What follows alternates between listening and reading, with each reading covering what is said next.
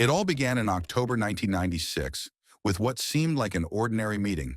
Heather Daniels, a 22-year-old with a bright smile, met Jason Mitchell, a 25-year-old with a promising future. They instantly connected at a Halloween party, sharing laughs and lighthearted conversations. Their relationship progressed quickly, almost too quickly. What started as late-night phone calls and weekend getaways soon turned into something much more intense. Heather and Jason became inseparable. Their friends and family noticed the whirlwind nature of their relationship, but no one could have predicted what was to come. Heather, who had always been a bit high-strung, found herself growing increasingly anxious about the future. She had finally found someone who made her feel safe, cherished, and loved things she had desperately craved after a string of failed relationships. But with that happiness came an overwhelming fear, the fear of losing Jason. At first, it was subtle, small gestures that seemed innocent enough. Heather would call Jason multiple times a day, just to check in, to hear his voice. But soon those calls turned into demands for constant updates on his whereabouts. She would unexpectedly drop by his office, claiming to be just wanting to see him or bringing him lunch. Jason was first flattered, but he soon began to feel burdened by her need. Then there were the messages. Jason couldn't go anywhere without Heather knowing. She would check his phone whenever she had the chance, scrolling through his texts, his call logs, even his emails. What she was looking for, no one knew, not even Heather herself. But it was clear that something was driving her, a strong-seated insecurity that she couldn't shake. As the days turned into weeks, Jason began to see a side of Heather that he hadn't noticed before. Her playful teasing about his female friends became pointed questions that felt more like accusations. A harmless joke from a coworker became a source of suspicion, and the more Jason tried to reassure her, the more Heather seemed to spiral. Heather's behavior grew more erratic. She'd show up at his apartment late at night, uninvited, claiming she couldn't sleep without knowing he was safe. She'd demand to know who he was with, what he was doing, and why he hadn't answered her calls immediately. Jason's friends began to worry, noticing the changes in his demeanor, the way he seemed to be walking on eggshells, trying to keep Heather calm while managing his own growing unease. What Jason didn't realize was that this was just the beginning. Heather's possessiveness was no longer just an annoying quirk. It was becoming an obsession, one that would soon drive her to the edge. But Jason wasn't ready to give up on Heather. Not yet. He believed that with time, things would get better, that Heather would realize there was nothing to fear. He couldn't have been more wrong. By the summer of 1997, Heather Daniels' obsession with Jason Mitchell had reached unsettling levels. The relationship, once filled with affection, was now marked by Heather's increasingly unstable behavior, leaving Jason feeling trapped in a situation that was spiraling out of control. After the initial incidents of jealousy, Heather's need for control only grew. She began to isolate Jason from his friends and family, insisting that they spend all their time together. When Jason mentioned plans to meet with friends, Heather would respond with guilt trips or manipulative behavior, making it clear that she wanted him all to herself. Jason, feeling the pressure, started to withdraw from his social circles, hoping to keep the peace. The situation escalated further when Heather began showing up unexpectedly, not just at his workplace, but also at locations where Jason thought he would have some privacy. Whether he was out for a drink with friends or simply running errands, Heather would find a way to be there, watching him from a distance. Jason started to feel suffocated, as if there was no escape from Heather's constant presence. One night in August 1997, Jason had plans to meet up with friends he hadn't seen in a while. Desperate for a break, he didn't tell Heather about his plans, hoping to avoid another confrontation. But Heather found out anyway. She followed him to the bar, remaining out of sight but watching his every move. When Jason returned home that night, he found Heather waiting for him, her face a mask of controlled fury. The argument that followed was intense, with Heather accusing Jason of trying to hide things from her, of betraying the trust she claimed they shared. Jason's friends and family tried to talk to him, urging him to reconsider the relationship, to see the red flags that were becoming impossible to ignore. But Jason, ever hopeful, believed that if he just gave Heather more reassurance, things would go back to the way they were. Jason Mitchell knew the relationship with Heather Daniels had reached a dangerous tipping point. After months of increasingly unpredictable behavior, Jason finally decided it was time to end things. He invited Heather over to his apartment, hoping to have a calm conversation. But the moment the words left his mouth, Heather unraveled. Her reaction was immediate and terrifying. She screamed at the top of her lungs, tears streaming down her face as she begged Jason not to leave her. When begging didn't work, her tone shifted to threats she wouldn't let him go, and if he tried to leave her, she promised he'd regret it. Jason stood his ground, but the scene was chaotic. Heather refused to leave his apartment, her voice growing more desperate and unhinged by the second. Jason tried to calm her down, but nothing worked. The more he pushed for space, the more tightly Heather tried to cling to him. That night, Jason realized just how strong Heather's obsession ran. She wasn't just heartbroken, she was fraying. In the days that followed, Heather's behavior escalated further. She began stalking Jason relentlessly, showing up wherever he went and bombarding him with phone calls and letters that became increasingly threatening. April 15, 1998, was supposed to be an ordinary evening for Jason Mitchell and his new girlfriend, Emily Parker. They had met a few months earlier, and their relationship was blossoming into something that Jason hadn't felt in a long time. A sense of normalcy and peace after the turbulent end with Heather Daniels. That night, they decided to enjoy a quiet dinner at a small, cozy restaurant on the outskirts of Maplewood. It was a place where they could relax, away from the prying eyes of the town, where they could laugh, talk, and just be themselves. But unknown to them, Heather was never far behind. She had been watching them for weeks, her obsession with Jason growing more intense with each passing day. The thought of Jason moving on with someone else was unbearable. And that evening, as she sat in her car across the street from the restaurant, she could feel the rage boiling inside her. She watched as they left the restaurant, their hands entwined, their faces lit with smiles. Every second of their happiness was like a knife in her heart, twisting stronger, driving her to the brink of madness. As Jason and Emily arrived at his home, they walked up the steps, oblivious to the car that had slowly pulled up a few houses down. Inside, they settled into the comfort of Jason's living room, unaware that Heather had slipped out of her car and was now standing just outside the front door. Her hands were trembling, but her mind was made up. This was the night she would confront them both. If she couldn't have Jason, then no one else would. The seconds ticked by, and inside, Jason and Emily were lost in conversation, the warmth of the evening settling around them. Then, without warning, the front door exploded open with a force that sent a shockwave through the room. The door slammed against the wall, and there stood Heather, her face twisted with fury, a knife glinting in her hand. The atmosphere in the room shifted instantly from one of warmth to sheer terror.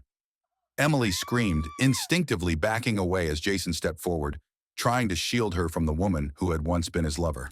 Heather's eyes were wild, darting between Jason and Emily, her breath coming in short, ragged gasps. Her mind was a whirlwind of emotions, anger, betrayal, desperation, all channeled into the blade she held in her trembling hand. "Heather, put the knife down," Jason said, his voice steady but edged with fear. He knew Heather was unstable, but he had never seen her like this, so consumed by rage that she was barely recognizable. He took a cautious step forward, his hands raised in a placating gesture, but Heather wasn't listening. The only thing she could see was Jason, and the only thing she could feel was the overwhelming need to reclaim him, to destroy what she couldn't have. "You said you loved me," Heather screamed, her voice cracking with emotion. "You promised me forever, and now you're with her?" She pointed the knife toward Emily, who was frozen in place, tears streaming down her face. The tension in the room was suffocating, every second stretching into an eternity. Jason made an attempt to reason with her, begging her to lay down the knife and have a conversation, but it was too late. Heather was even more angry by the words. She made a sudden, wild move and threw the knife at Jason, slicing through the air. Jason attempted to sidestep, but Heather moved quickly since she was running on emotion from desperation. The knife struck its target and went through Jason's side. He let out a cry and staggered back, holding on to the incision with his hands as blood started to flow. Emily let out another scream, this time echoing through the chaos. She was horrified to see Jason fall to the ground, his breathing shallow and his face pale. With the knife remaining in her hand, and now covered with the blood of the man she professed to love, Heather stood over him. There was a brief period of silence during which the only sounds coming from the three persons in the room were the harsh breaths of those who were angry, afraid, or realizing that their life was about to end. Emily knew she had to act. Gathering every ounce of strength, she ran for the door, her mind screaming at her to get out, to get help. She burst into the night, her hands shaking so badly that it took her several tries to dial 911. When the operator answered, Emily could barely get the words out between her sobs. "Please help." She stabbed him. She killed Jason. The operator's calm voice tried to guide her through the shock, but Emily's world was spinning, the reality of what had just happened too horrific to fully comprehend. Back inside the house, Heather stood frozen, staring down at Jason's lifeless body. The realization of what she had done began to creep in, but it was too late. The rage that had consumed her for so long was gone, replaced by a hollow emptiness. She dropped the knife, the clang of metal against the floor echoing in the now silent room. The world around her seemed to fade, and for the first time, Heather felt truly alone. When the police showed up just a few minutes later, they discovered Emily outside, lying on the front grass, her hands covered in blood from Jason. With their guns out, they barged inside, but they didn't need to use force. Heather remained over Jason, her hands up as though she were giving in to what would eventually happen. Her eyes were vacant. She gave no resistance when they put on her handcuffs and led her out of the house, which had once provided her with safety and affection, but was now a murder scene characterized by obsession gone insane. At the end of the night, Jason's life had been tragically cut short. Emily was in shock, and Heather was in imprisonment. The events of that night left a scar that would take years to heal, transforming Maplewood from a peaceful town to one that would never be the same. The truth of what she had done would haunt Heather for the rest of her life, serving as a living reminder of the deadly results of unbridled obsession. Heather was the woman who had previously thought she couldn't live without Jason. The scene was chaotic as police found Jason lying motionless on the floor, a pool of blood beneath him. Heather Daniels, still holding the knife, stood in shock as officers moved in quickly. She was handcuffed on the spot, her expression a vacant mix of disbelief and numbness. The investigators started their work after securing the scene of the crime. There was blood on the walls, a knife on the floor, and notes from Heather to Jason all over the place. The living room was a graphic picture of what had happened. Every bit of information painted a frightening picture of a badly managed relationship. Heather was taken to the station for questioning. The interrogation was intense, and under the pressure, Heather eventually confessed. She detailed how her jealousy had consumed her, leading her to stalk Jason, culminating in the fatal confrontation. Her voice was steady, almost detached, as she recounted the moment she decided that if she couldn't have Jason, no one would. The little village was rocked by the news of Jason's murder. People who knew him well found it inexplicable that he died so brutally at the hands of someone he had once cared for. The heartbreaking end of a once promising life was symbolized by the photos of Jason's heartbroken relatives outside the crime scene, and Heather being taken away in handcuffs that were broadcast on every local news channel. July of 1999. As Heather Daniels' trial got underway, the courtroom was crowded, attracting not just local, but also national media interest. Reporters rushed for position outside as cameras flashed, anxious to get every detail of what had turned into one of the decade's most dramatic cases. Tension penetrated the air inside. Heather Daniels sat at the defense table, the once bright personality gone in favor of a chilly, distant gaze. The family of Jason Mitchell sat across the room in solemn quiet, their sadness obvious. With years of expertise in criminal cases, the judge was a formidable figure who led the proceedings with a seriousness that matched the seriousness of the charges. The trial was nothing short of dramatic. The prosecution wasted no time in painting Heather as a dangerously obsessed woman who had been unable to accept Jason's decision to move on. They called Jason's friends to the stand, each recounting the bizarre and unsettling behavior they had witnessed in the months leading up to his death. Emily Parker's testimony was particularly harrowing as she recounted the night of Jason's murder, her voice trembling as she described the horror of seeing Heather's face twisted in rage, knife in hand. Experts in psychology were consulted regarding Heather's mental health. The prosecution maintained that she was motivated by her infatuation to the point of premeditation and that her conduct was intentional. They cited her purpose to be evident in the stalking, the threatening letters, and the heinous murder as proof. The defense, however, tried to spin a different narrative. They portrayed Heather as a troubled individual, someone who had lost control in a moment of passion. They argued that her actions, while tragic, were not premeditated, but rather the result of an emotional breakdown triggered by Jason's rejection. They presented a psychological profile suggesting that Heather's mental state had been deteriorating for months, culminating in the fatal encounter. As the trial progressed, the tension in the courtroom grew.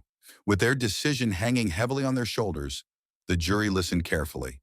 But the most powerful moment came when the judge delivered his final remarks.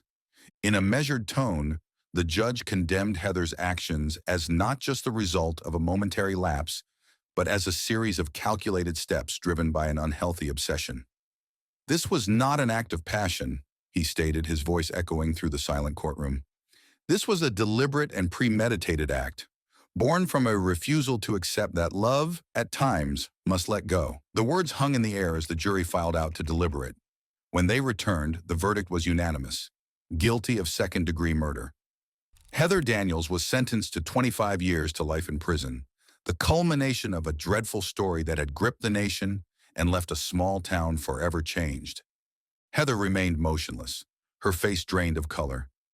The realization of what she had done and the consequences she would now face seemed to settle in all at once. There was no getting away from the truth she had brought about.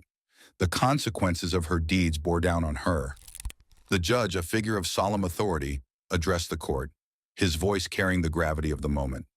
This case is a tragic example of how unchecked emotions and obsessive behavior can lead to devastating consequences, he began, his gaze sweeping across the room. Let this be a lesson to all of us on the importance of recognizing the signs of unhealthy obsession and the need to address them before it's too late. He turned his attention to Heather, who finally lifted her eyes to meet him. Heather Daniels, your actions have taken a life and shattered a family. For that, you will serve a sentence of 25 years to life in prison. May this time allow you to reflect on the choices you made and the irreversible damage they have caused. Heather was led away in handcuffs, her future now confined to the walls of a prison cell. As the courtroom emptied, the judge's final words echoed in the minds of all who had witnessed the trial, a stark reminder of the destructive power of obsession and the tragic path it can carve when left unchecked. Although many years have gone since the terrible incidents that rocked Maplewood, Ohio, the town has never entirely recovered to its previous tranquil state. The streets are the same, the people go about their lives, but the shadow of Jason Mitchell's murder lingers, a ghostly reminder of how quickly life can change. The house where it all happened stands quiet, a constant, silent witness to the violence that erupted within its walls. Neighbors avoid it, and whispers still circulate about the night Heather Daniels' obsession reached its deadly climax.